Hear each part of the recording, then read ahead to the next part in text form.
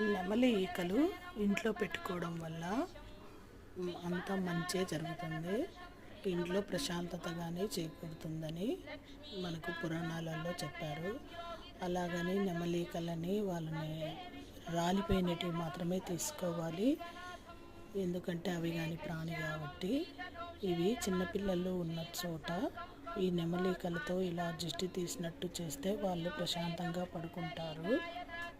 Next వచ్చేసి ఇవి తిన్నది అరగకుండా ఉండిందనుకోండి, ఇది పొట్ట మీద నెమలికలతో ఇలా అనుకుంటే అరిగిపోతుంది. ఈ నెమలికలు దేవునితో సమానము. కృష్ణుని విగ్రహం కానీ వెంకటేశ్వర స్వామి విగ్రహం దగ్గర కానీ ఇలా దేవుడి మందిరంలో కానీ పెట్టుకుంటే చాలా మంచిది. ఇంట్లో ప్రశాంతంగా ఉంటుంది అంటారు. అది అందరూ లైక్ చేయండి.